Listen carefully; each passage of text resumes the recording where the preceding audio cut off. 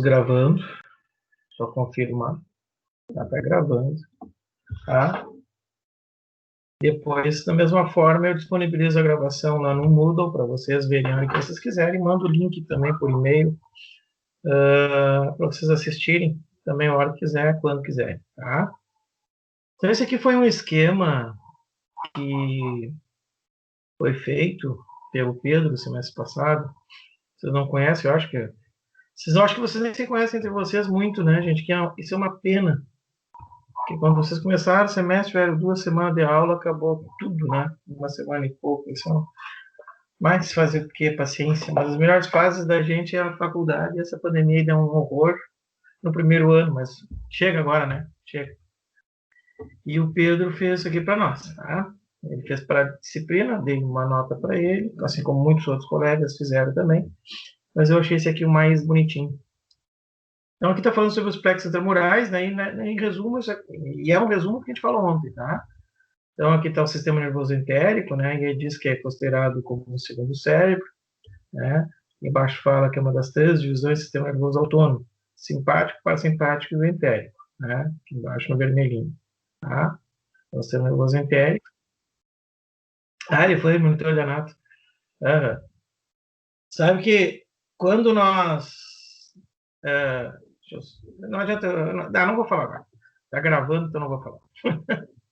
Mas os dois, o Vitor e o Pedro, os dois irmãos gêmeos, são muito dedicados.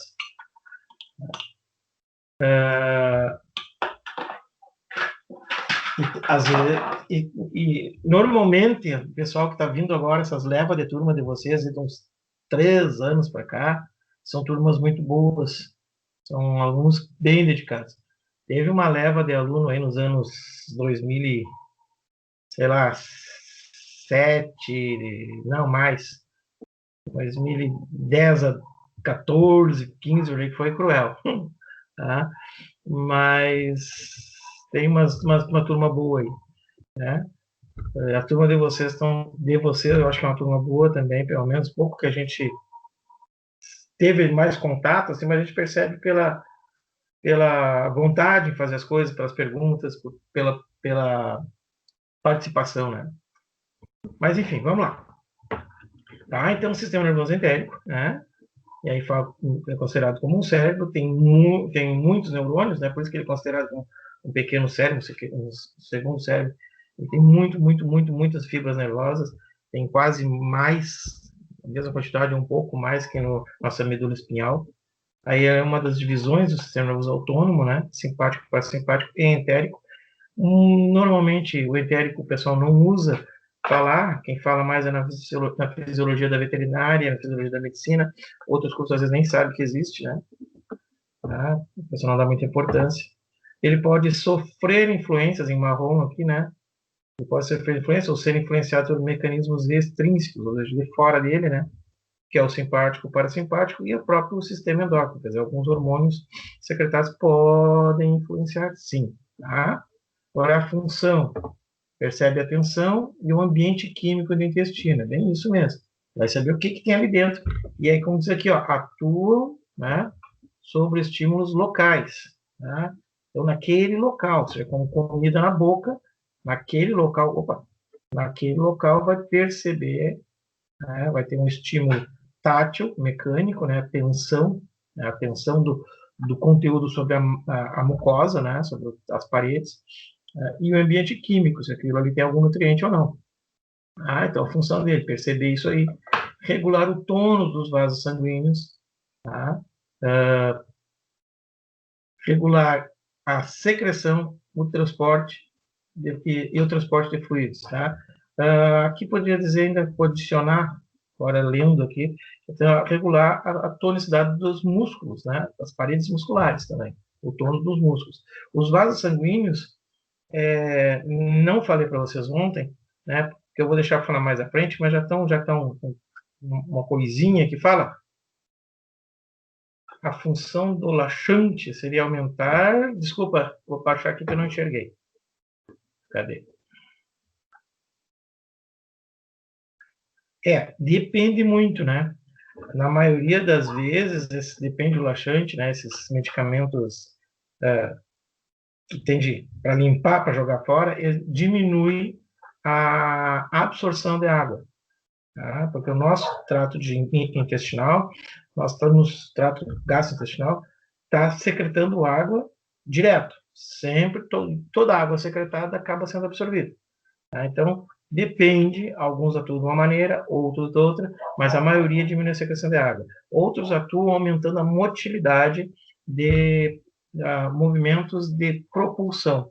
Quando a gente falar em motilidade, você vê que tem movimentos de segmentação, movimentos de mistura, movimentos de retropropulsão, movimentos de propulsão, e alguns aumentam a motilidade, atuando sobre a musculatura longitudinal para aumentar isso aí. Como é que atua num lugar no outro? De receptores específicos, né? Cada um tem um receptor específico e vai lá. Quando chega a hora, a gente já fala. A gente já falou, não, a gente falou sobre receptor específico no semestre passado, né? Falou de sensibilização, de estímulo, enfim, lá no primeiro. Então, receptor específico. O que mais que eu queria falar? Voltando. Então, aqui, gente, ó, regula o tônus, né? Diz ali, e também regula o tônus da musculatura. Eu estava falando dos vasos sanguíneos, porque aqui dentro da mucosa, aqui, ó, aqui dentro, né, essa figura não está tão boa, eu acho que eu tenho uma figura melhor. Aqui, essa é minha filha. Aqui tem uma figura melhor, nos vilos mesmo, né? Os vilos que estão na mucosa, né? Os vilos, os microvilos, né? Os dedinhos de luva. Eu não vou procurar agora, mas mais para frente eu vou mostrar para vocês uma outra imagem. Um corte aqui, né? Quer dizer, a gente consegue enxergar dentro do vírus.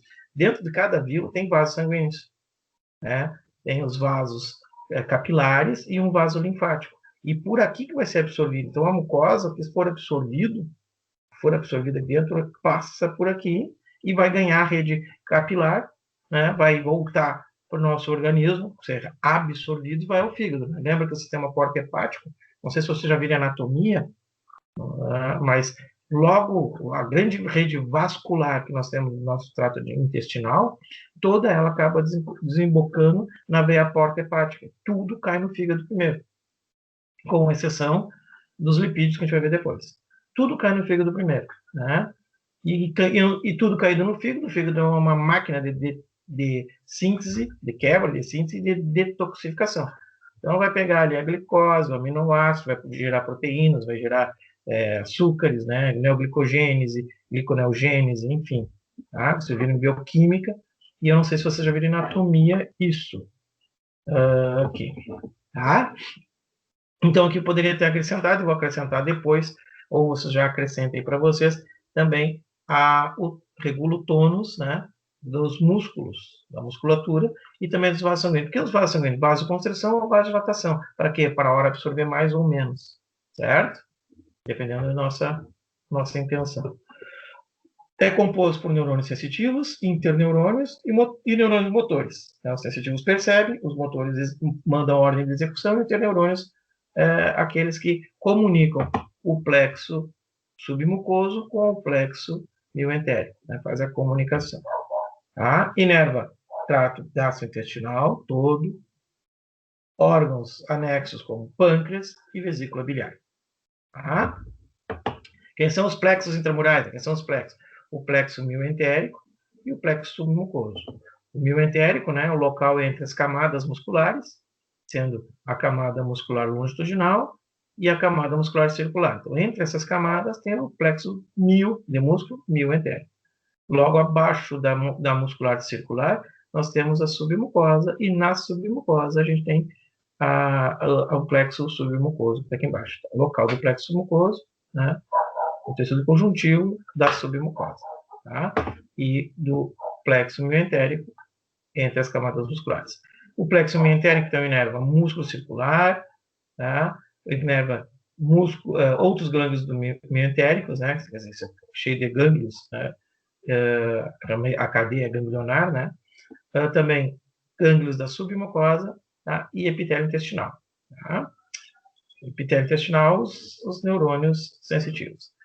Função regular a padronização da motilidade intestinal, quer dizer, aumentar, diminuir, velocidade dessas contrações, a força dessa contração. O plexo submucoso, né? Já falamos o local, que está na submucosa, inerva o epitélio intestinal, vasos sanguíneos, células endócrinas, e a gente vai ver aqui que a gente tem uma grande camada, aliás, uma grande gama, né, uma grande quantidade de células endócrinas no trato digestório, tá? Já vamos falar isso daqui a pouquinho, tá? E as células endócrinas é diferente de glândulas endócrinas, né? Outros gânglios da submucosa, tá? E gânglios mioentéricos. Então, aqui aparece, ó, gânglios do mioentérico no plexo submucoso e no plexo mioentérico, glândulos da submucosa. Na verdade, porque como é que ele inerva um e inerva outro? Por causa dos interneurônios. Tá? Então, existe um interneurônio ligando um ao outro, então esse aqui acaba inervando aqui, esse aqui também acaba inervando lá. Tá? Então, é o interneurônio que faz essa ligação. Função: regular transporte de íons de água, que é absorção e secreção de água e de íons. Controle de secreção intestinais, né? E fluxo sanguíneo, tá? Naquela região. Fluxo sanguíneo naquela região. Então, um resuminho, gente, assim, para antes da prova, que nós não vamos ter, né? Mas quem quiser, semestre que vem, se voltar tudo, porque eu digo, pessoal, é de graça, então quase a gente pode aproveitar, fazer 4, 5 vezes a mesma disciplina, não tem problema. Não, Deus o livre. Mas, se vocês quiserem dar uma lembrada, é isso aqui. Tá? Mandei para vocês, acho que por e-mail, e mandei também, disponibilizei o Moodle. Se quiser baixar de lá, pode baixar. Tá? Então, sem mais demoras, vamos voltar à nossa aula. A gente viu isso aqui ontem, né? A gente falou sobre isso aqui. Está aqui eles, né? O plexo, a inervação dos interneurônios, enfim. E falamos, vamos dar uma revisada, já que estamos por aqui, né? Então, as vias sensitivas, já que eu estou falando aqui, né? Sensitiva no plexo mioentérico são mecanorreceptores, que percebe a tensão, percebe a dilatação da mucosa, e do plexo submucoso são quimiorreceptores, percebe a química do conteúdo, então são sensitivos. Tá? Então, a informação sensorial ou sensitiva vem daí, né? Mecano e quimiorreceptores. Tá? E a parte motora, aqueles neurônios que mandam uma ordem, seja de contrair, secretar ou absorver, mais ou menos, tá? Eles são neurônios que podem ser de dois tipos, colinérgicos e não colinérgicos. A gente viu isso ontem, só relembrando. Tá? Geralmente, isso eu adoro, né? Não é regra, mas geralmente, vamos aqui, desculpe. Geralmente, os neurônios colinérgicos são excitatórios. Né? E entre os colinérgicos, a frequência do colinérgico vem de acetilcolina. Colina. Então, o nome, a nomenclatura neurônio, nervo colinérgico, vem dessa acetilcolina. Então, aqueles que secretam, liberam acetilcolina, são colinérgicos. Aqueles que secretam qualquer outra coisa que não seja acetilcolina, é não colinérgico. Tá? Opa, volta, é não colinérgico. Os colinérgicos são excitatórios, então os não colinérgicos são inibitórios. Normalmente são inibitórios. O mais comum deles é o peptídeo vasoativo intestinal. Existem outros? Existe, mas esse aqui é o que é a maior concentração de secreções. E é o que mais é o secretado. Tá? Então, esse aqui ele estimula, esse aqui inibe a musculatura, os vasos sanguíneos, enfim. Os interneurônios fazem comunicação entre os dois, né? Fazendo, então, como eu te disse aqui, se é um alimento nutritivo, todas aquelas ações na ideia que ele fique, né? Que esse alimento permaneça um bom tempo, né? Para ser, durante esse tempo, ter um tempo hábil, ter uma capacidade, aquele nosso epitélio intestinal tem uma capacidade de absorver. Se passar muito rápido, eu vou perder nutrientes, perder água, perder íons, né? Então não deve, então tem que passar mais devagar.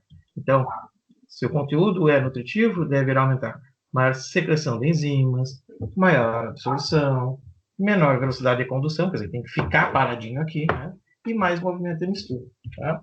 Do contrário, se for contaminado ou nada nutritivo, né? Não precisa nem ser contaminado, tem uma pedra, tá comendo pedrinha, comendo uma moeda, né? Se ele não é interessante para o meu organismo, é o contrário. Então, menos secreção de enzimas, para que eu vou gastar enzima? Menor absorção, porque a ideia daí é lavar, é limpar, é porque ele acha que tem alguma coisa ali errada, e tem uma coisa errada ali, né? Então, vamos lavar, não absorve. Em não absorvendo, o que está sendo secretado acaba sendo eliminado, então, diarreia. maior velocidade de condução, então não pode ficar aqui, a ideia do trato digestório é se livrar disso, então maior velocidade de condução, e consequentemente, se esse aqui aumenta, diminui também os movimentos de mistura. Tá? E aí diz assim, tudo na intenção de retirar esse conteúdo o mais rápido possível. Certo? Bom, então a parte de hoje, que ficou para hoje, né, é o controle endócrino. A gente viu que na aula de ontem, agora essa pequena revisãozinha no início, que nós temos um controle nervoso sobre o trato intestinal, gastrointestinal. E hoje a gente vai ver que também existe um controle endócrino sobre o trato gastrointestinal. Tá? Controle endócrino sobre o trato gastrointestinal. Lá a gente já viu, na aula de ontem, que o nosso trato intestinal, nossos plexos intramurais, né, eles podem sofrer influência interna, que são deles mesmos, ou externa, que é os extrínsecos. E daí pode ser o sistema nervoso simpático e parasimpático, ou algum hormônio que tem alguma atividade sobre o trato. Calcitonina, hormônio de crescimento, grelina. Existem muitos hormônios que vão poder atuar sobre o trato digestório. Isso é um controle extrínseco. Existem hormônios do próprio trato? Existe. Então, assim como existe a glândula tireoide, a glândula paratireoide, existe o pâncreas, né? Quando a gente fala em hormônio, insulina, é pâncreas. Aí você já mais ou menos visualiza o local, mais ou menos visualiza o tamanho do pâncreas, uma imagem do pâncreas. Quando fala em paratireoide é a mesma coisa, fala em hipófise é a mesma coisa. Então, são glândulas no nosso organismo que secretam hormônios. No trato digestório, né, no trato gastrointestinal, nós temos também muitos hormônios sendo secretados. Só que aqui não configura glândulas, são células espalhadas pela mucosa. Células microscópicas que a gente acaba não enxergando a olho nu. Então, elas estão misturadas. No meio daquelas células absortivas, células estruturais, a gente tem células endócrinas também. Então, diz assim, o sistema gastrointestinal tem um grande número e variedade de células endócrinas. Tá? Embora as células endócrinas, em geral, estejam agrupadas em glândulas, né? Então, como eu disse para vocês, normalmente a gente pensa em hormônio, a gente pensa num órgão que produz esse hormônio. Então, geralmente são agrupadas em glândulas. As nossas células endócrinas do gastrointestinal distribuídas de maneira difusa por todo o epitélio intestinal. Então, são células que estão difundidas por todo. Normalmente, essas células, elas estão agrupadas mais ou menos juntas aquelas que secretam o mesmo tipo de hormônio. Por exemplo, células secretoras de gastrina, elas estão na região do fundo do estômago de monogastros. Células secretoras de colicistoquinina, é um outro hormônio, a colicistoquinina. Essas células são mais ou menos, maior concentração delas na região do duodeno, tem um pouquinho depois no jejum, mas elas ficam mais ou menos por aí. Mas existem algumas que estão difundidas por tudo. Por exemplo, células secretoras do hormônio enteroglucagon, que estão por quase todo o nosso trato. Mas normalmente elas estão agrupadinhas no local. Elas não chegam a constituir um órgão, você não consegue visualmente a olho nu enxergar uma cor, um tamanho, uma textura diferente, mas elas estão ali misturadas na mucosa. Tá? Elas têm, aqui diz assim, o ápice estreito, né? Das células endócrinas fica exposto ao lúmen, permitindo que elas provem, né, saboreiem o conteúdo. Tá? A base tem grânulos. Então, ela tem um formato, tá aqui, tem um formatinho triangular, normalmente, mais ou menos, com uma boa vontade, a gente enxerga isso aqui como um triângulo, é mais ou menos isso. Ou seja, ela tem um ápice, a parte superior dessas células endócrinas ou células endócrinas gastrointestinais, o ápice delas, né, fica bem no lúmen, junto, ali tem uns vilozinhos, juntos, misturados naqueles vilos absortivos que a gente já temos ali, os microvilos e vilos, a borda escova, aquela história que a gente vai falar mais adiante. Tá? Então, são célulazinhas com todas as organelas necessárias para produzir e secretar algum tipo de hormônio. Esse hormônio é produzido normalmente no retículo endoplasmático dessas células E depois no Golgi, no aparelho de Golgi, elas são encapsuladas, ó, e acabam sendo armazenados esses hormônios na forma de granulozinhos, né, encapsuladinho dentro dela. A maior concentração desses grânulos normalmente fica na base da célula. Tá? Aqui está meio misturado, mas na microscopia a gente consegue ver, ó, que a maior concentração dos grânulos está na base da célula. E por que que fica na base? Então, aqui está o lúmen, né? Se a gente pegar aqui a oficial, está o lúmen e a submucosa está para baixo. E aí diz hormônios secretados na submucosa. Por que esses hormônios são secretados na submucosa? Aí nós vamos ter que lembrar um pouquinho o conceito que eu falei para você semestre passado. Creio que eu devo ter falado, se eu não falei, eu falo agora. Qual é a diferença? Falei porque eu falei em neurotransmissor ou neurohormônio, né? Quando a gente falou lá, eu falei para vocês da adrenalina e noradrenalina. Qual era a diferença da adrenalina e da noradrenalina? A diferença é que a adrenalina começa com A e a nor começa com N. Não, essa é uma também. Mas é que a adrenalina, que começa com a letra A, é um hormônio secretado pela glândula adrenal. E já a noradrenalina não é um hormônio, ela é um neurotransmissor secretado por neurônios do simpático. Tá? Qual é a diferença disso aí? As duas têm quase as mesmas ações, têm quase as mesmas funções, né? Mas qual é a diferença de hormônio? Ou seja, o que precisa uma substância ter para ser considerada hormônio? Né? O que precisa é a célula ser produzida, obrigatoriamente cair na corrente sanguínea, né? Então uma substância tem que ser, ao ser secretada, obrigatoriamente cair nessa corrente sanguínea e afetar um conjunto de células ou órgãos, né, via corrente sanguínea. Tá? Então, afetar células, um órgão, né, manipular, ou melhor, influenciar, né, afetar essas células e órgãos via corrente sanguínea. Aí ele é considerado um hormônio. Por que a noradrenalina não é? Porque ela é liberada por um neurônio na sinapse com outro neurônio com músculo. Não cai na corrente sanguínea. Então, o que não cai na corrente sanguínea, a gente chama de neurotransmissor ou neurohormônio. Né? Um endócrino ou uma célula endócrina, uma substância endócrina ou um hormônio, que é a mesma coisa, né? Obrigatoriamente tem que cair na corrente sanguínea e afetar via corrente sanguínea algum conjunto de células ou tecidos. Tá?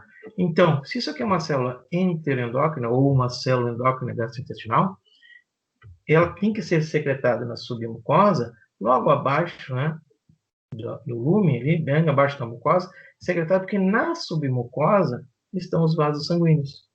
E aí, eles caindo aqui, vão ser captados, né, vão ganhar a rede vascular, e da rede vascular eles vão ganhar o nosso corpo, e aí sim. Tá?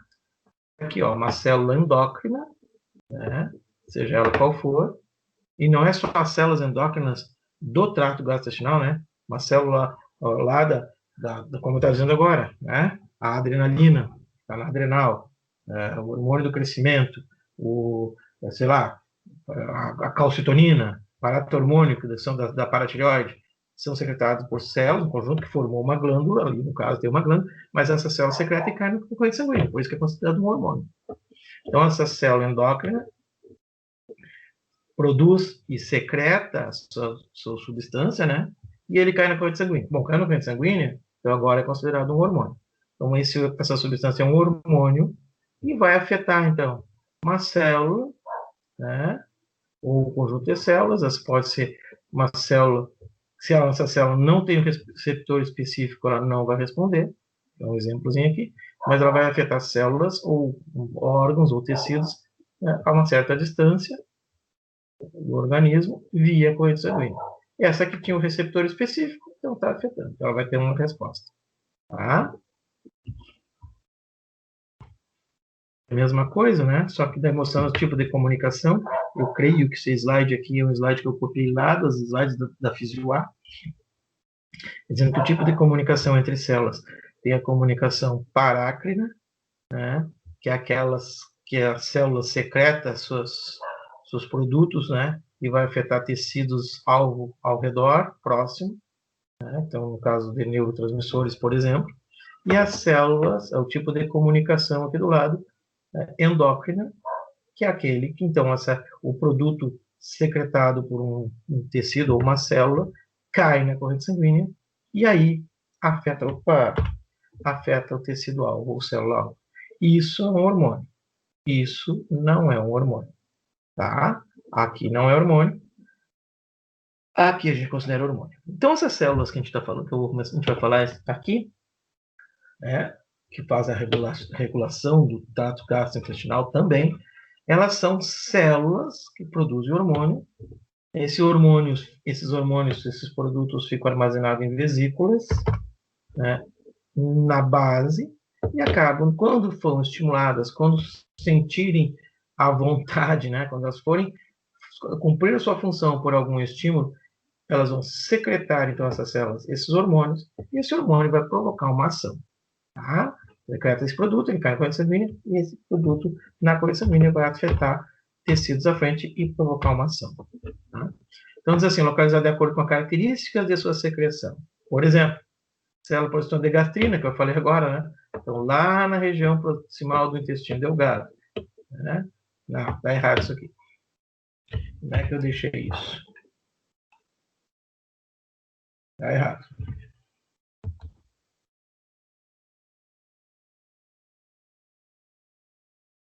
Ah, desculpe, gente. Tá?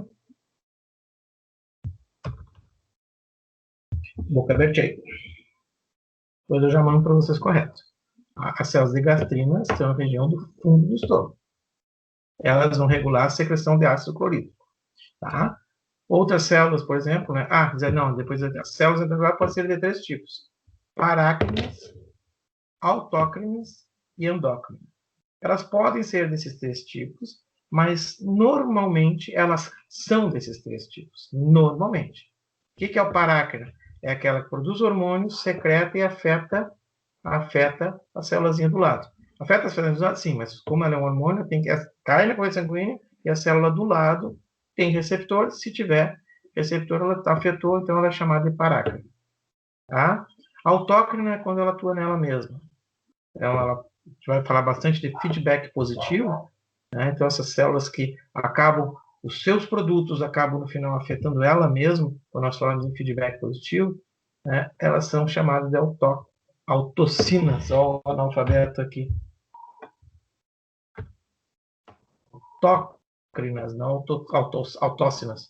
Autócrinas, tá? Que atua nela mesma. E endócrina é aquela que cai na corrente sanguínea e atua um pouquinho mais distante. Esse atum distante, né?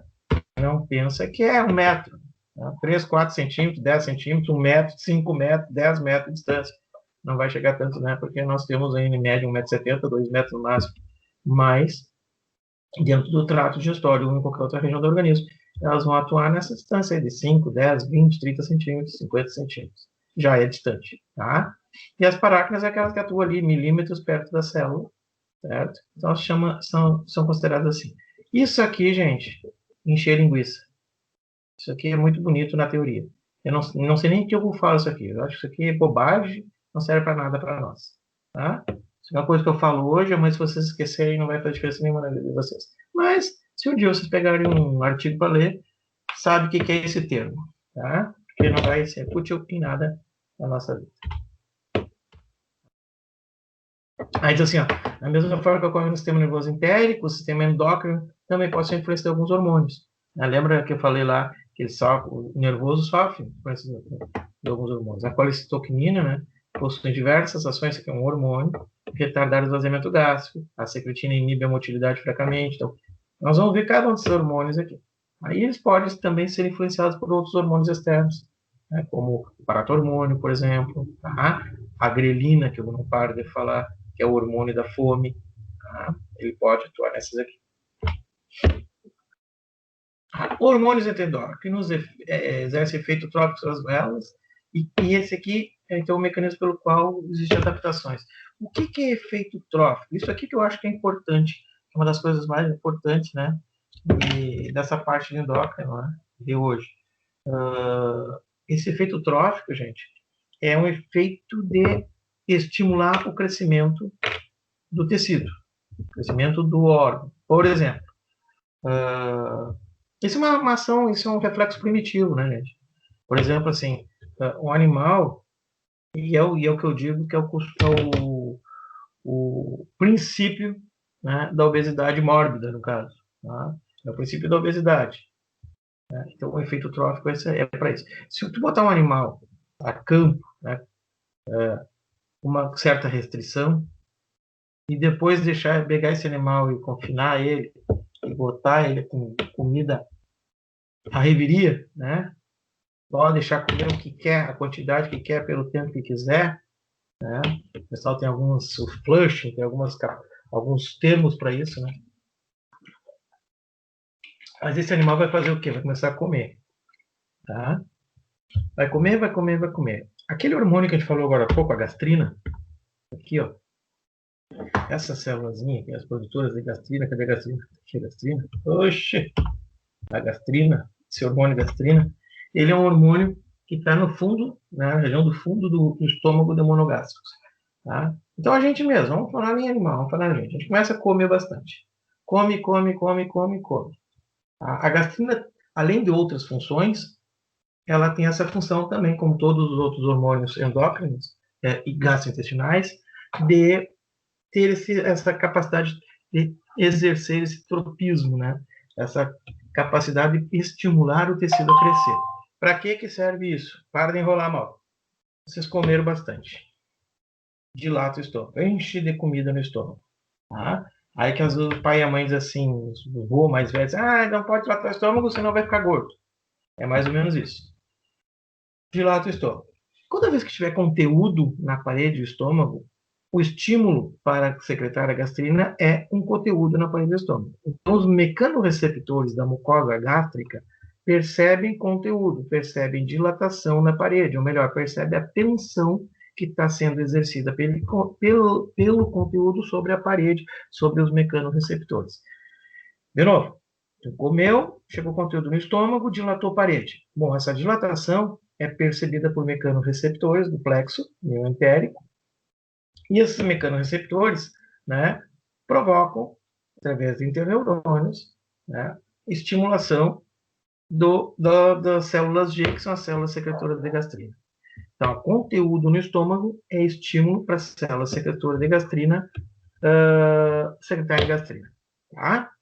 Tá. Secretou gastrina, a função da gastrina é secretar ácido clorídrico. Tá? Deixa eu fazer uma coisa aqui. Coisa bem bonitinha. Olha que bonitinho. Quer ver? Um lápis.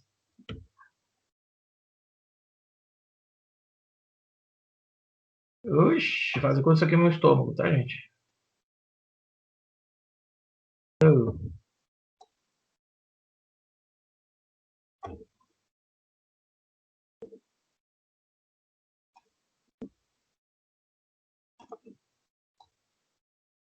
Ah, fez esse estômago, né? Tá. Tem o estômago. Vamos desenhar para ficar melhor. Tá? As células G ficam mais ou menos aqui, ó, na região do fundo do estômago. Tá? Vem por aqui. Chegou um conteúdo, vai lá, come uma barra de chocolate, né? Come uma barra de chocolate. Essa barra de chocolate, um pão, toca na mucosa. Esse conteúdo tocando na mucosa, estimula a secreção pelas células G, né? Pelas células G de gastrina. É tão fácil fazer uma coisa aqui, ó. E eu fico aqui fazendo outra.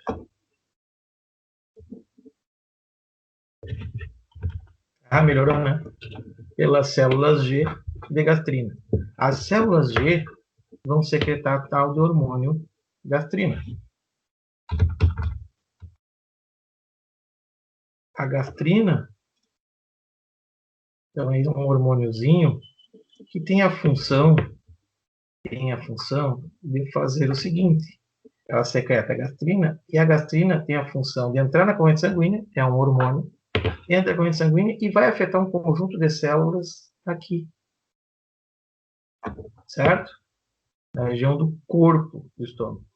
E esse conjunto de células, depois eu vou explicar melhor, esse conjunto de células vai secretar uma coisa chamada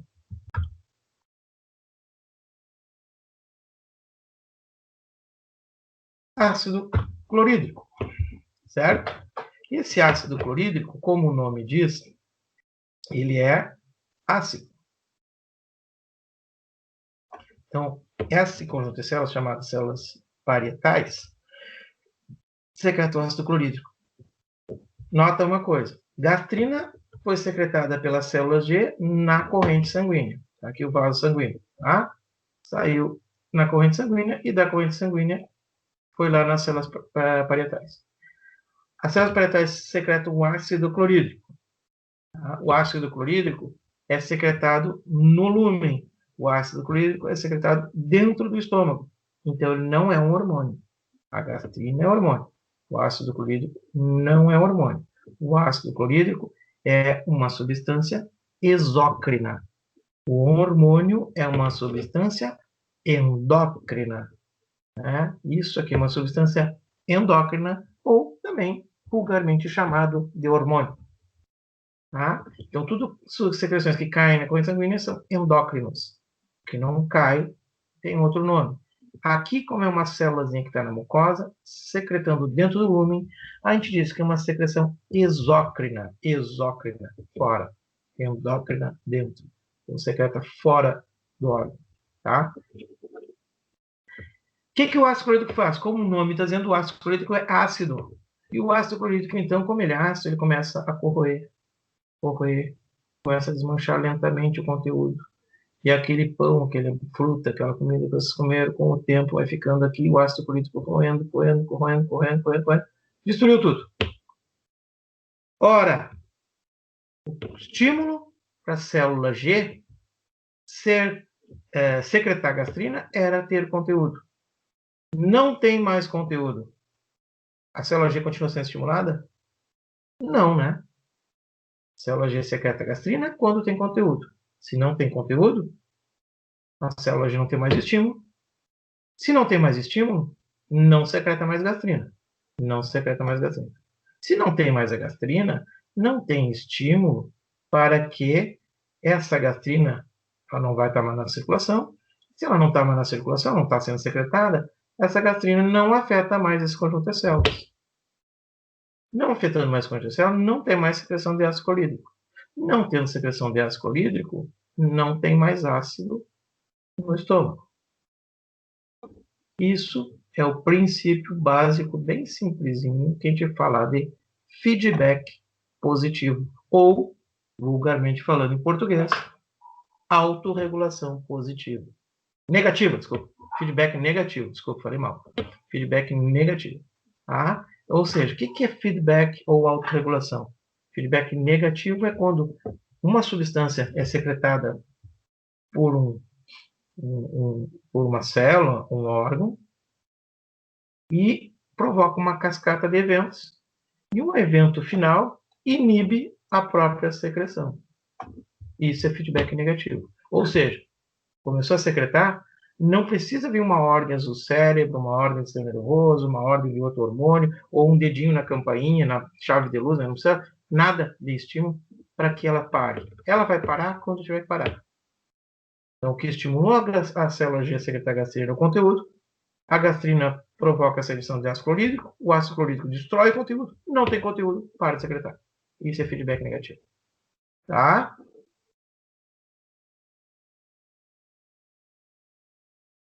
Tá? Então, diz assim, ó, o hormônio interleuco exerce efeito trófico sobre a célula. Nós estávamos falando de trofismo, não disso aí. Eu falei em feedback, já expliquei lá. Daí a pessoa come, né? E está sempre com o estômago repleto. Está sempre produzindo gastrina. Está sempre produzindo gastrina. E aí está comendo toda hora, estômago repleto. Só que a gastrina não tem só a função de estimular a secreção de ácido clorídrico, ela tem outras. Dentre essas outras, uma delas é fazer com que aumente a mucosa gástrica. Por quê? Ora, uma coisa meio primitiva. Se esse animal está comendo bastante, eu não posso perder essa comida. Vai que daqui 1 mês, 2 meses, 1 ano, não tem alimento suficiente. Então, tudo que eu tenho disponível agora, eu vou comer, eu vou ingerir, para armazenar, para ter uma reserva, porque no futuro eu não sei o que vai acontecer. Então, esse animal come, come, come, come. Só que, se tem alimento disponível e não tem espaço, né? Se o estômago de vocês, ou do animalzinho, está repleto, quando o nosso estômago está repleto, é um reflexo do centro da saciedade para dizer que nós estamos saciados. E aí o bicho para de comer.